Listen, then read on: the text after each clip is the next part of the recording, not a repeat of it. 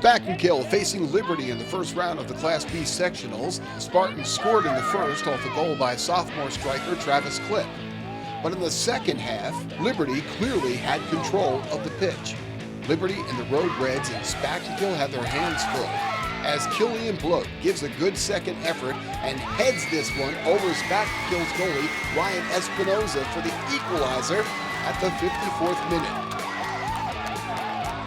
And from there, neither team could score. That meant overtime.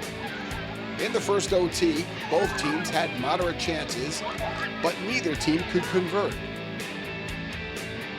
And that forced a second OT, where both teams again had good chances but couldn't convert.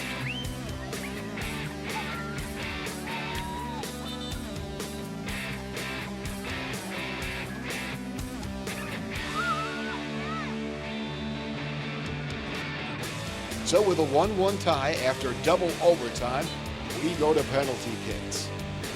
James Hooker starts it off for Spack and Kill with a goal, and Brendan Siegel evens it up when Espinoza guesses left and the ball goes right.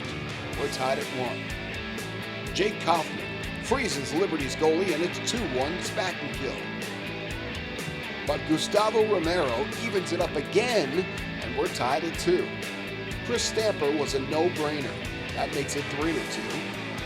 Spack and Kill gets some daylight when Christian Fuente's shot goes just wide. That was the opening the Spartans needed. Kai Bork nails his shot. It's 4-2.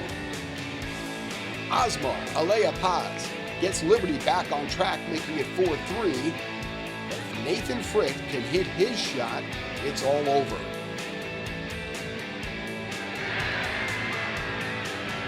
He hits it, and Spack and Kill advances to the sectional tournament with a 5-3 win on PKs.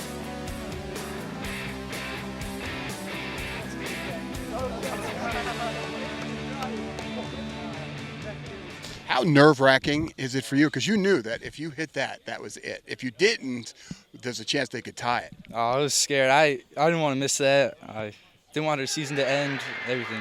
Was this a game that you were expecting with these guys? I mean, this tight? No, I think we had a little mindset that we were a little better, but we shouldn't have had that. We should have came out expecting that they were going to give us a game. So we play on Sierra next, so we'll see. They had a lot of seniors, so I think they were really pumped up and they gave us a really good game. But we fought back. We held them to the 1-1 and got to penalties, and it's just at that point it's just a lottery, so we got lucky. From all accounts, this wasn't supposed to happen like this. No, well, we knew. We talked about this. We knew that they were a senior. They had 14 seniors on the roster, and they had come here for the past 2 years and lost. And, they had a good record. They were 12-4, even though they were the 8th seed, and we knew they were going to battle. And I knew that we had a young team. I mean, I have 6 sophomores starting. They have 11 seniors out there. We knew that we were going to have to battle. We knew that we were going to be the better team, but at this point in time, all reasoning goes out the window. When you saw that they were playing you guys on your heels in the second half, what was going through your mind?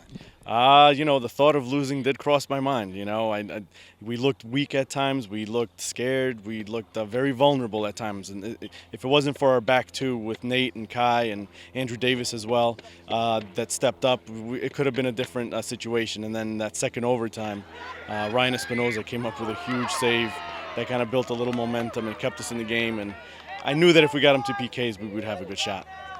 You think that coming off a loss and then having to play, in a one-and-done situation is harder to do? Absolutely. You feel vulnerable. You go out there and the kids, especially with a young team, it's hard for them to adapt to that situation. At this point, it's all mental, and we weren't, they weren't really ready mentally, but, we'll promise to be ready on Wednesday.